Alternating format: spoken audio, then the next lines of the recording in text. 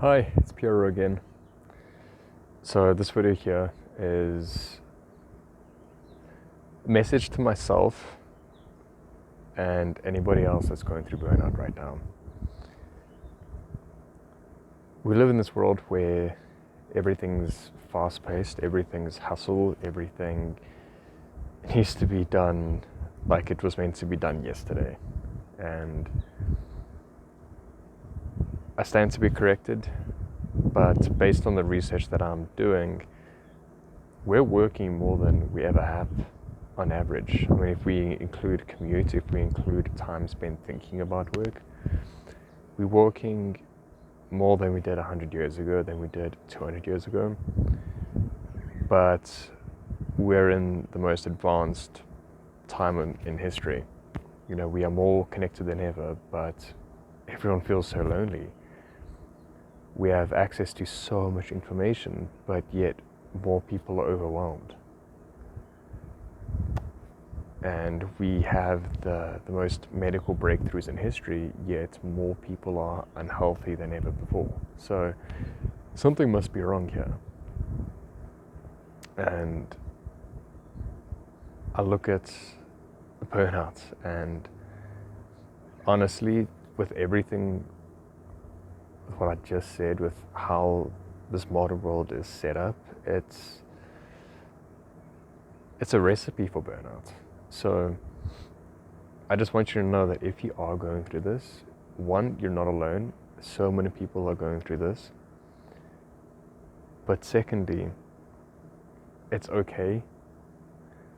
You know, people that I've been around tend to brag about burnout as if it's this weird medal of honor, as a badge of, oh yeah, you're a very hard worker. Meanwhile, yeah, sure, but what, you sacrificed your health in the process? So that doesn't make sense to me. There's a few things that I've learned that when one is burnt out, these few things are very, very important to do. The one is you need to be very selfish with taking care of yourself. I mean, we know that whole saying with, oh, you can't pour out of an empty glass, and you know, there's a lot of truth in it, and I think it's one of those sayings that are thrown around so much that it almost then sounds like a cliche, but it's true. If you're burnt out, you need to prioritize self-care. If you're like me, you don't have the best boundaries with work, you need to have strong boundaries, you need to develop them. Set a very strict start and stop time for when you allow yourself to work and when you have to switch off. And if you have struggles with, you know, checking work messages on your phone, checking emails, then put your phone off. Put it in the other room. It's so important when you're burnt out to make sure that you have blocked periods of time where your brain can actually just rest. That's so important. And a lot of people don't realize that, me being one of them. Well, at least I'm starting to realize that that's the thing, hey. Another very important thing is to then do things that actually nourish your soul.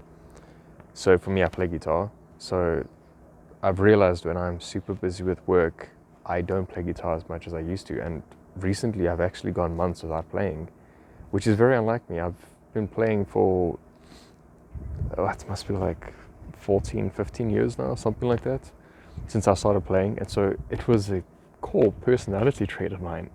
And work got so busy and I stopped playing.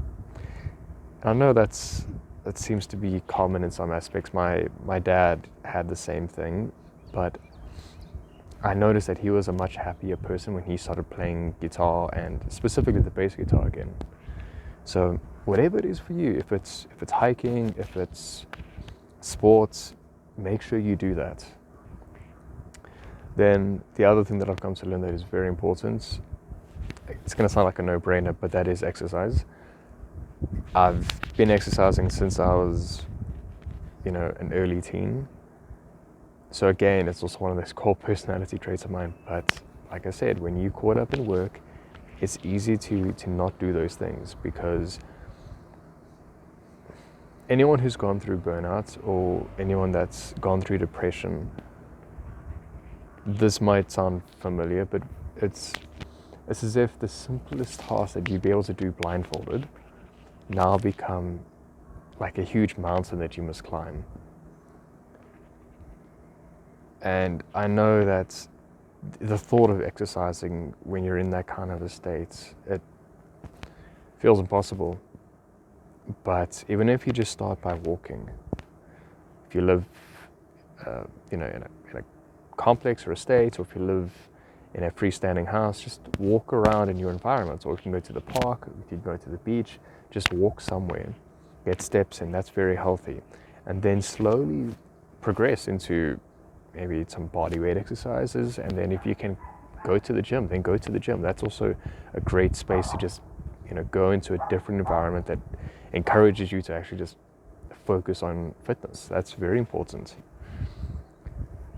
So, yeah, all these things that I've mentioned here, they sound like no-brainers once I've said them, but it's the kind of things that you will likely not think about when you're in this burnout phase. And yeah, the worst thing that you can do is to think that you need to just buckle down and just press harder with work. No, you're on empty right now. Your gas, or in South Africa we'll say petrol, you've run low, and so now to put your pedal to the floor is the worst thing that you can do, because you've got nothing else to give. So in this time, you should actually just pull back, take care of yourself, and then slowly start to I won't say push hard again, because that's kind of what got you into this mess, but start pushing yourself in a more maintainable way. So instead of pushing, a 10 out of 10, so to speak, every single day, you want to rather do about a 6 or a 7 out of 10 every day, because you know what, that is more sustainable. And when you need to push harder, then you go 10 out of 10, give it your best, but then bring it back down to 6 out of 10. That way you still are left with reserve energy. And I know that, using those kind of numbers sounds so abstract, and how do you actually equate it? I think you'll know. Everyone's different, so you know what you're capable of. And this is just where you need to be very brutally honest with yourself. But it's important to do this. All of the things that I've said, I'm doing my best to implement them myself. And yeah, just a bit of encouragement at the end is that, again, this is a season. This is a season of burnout that, if you allow it to, it will be a great lesson for you in life. So I hope that encourages you. I hope that helps you in some way. I'd love to hear your thoughts. So if you are able to share your story in the comment section, if you can like, subscribe, I'd really appreciate it. And yeah, I hope this helped in some way.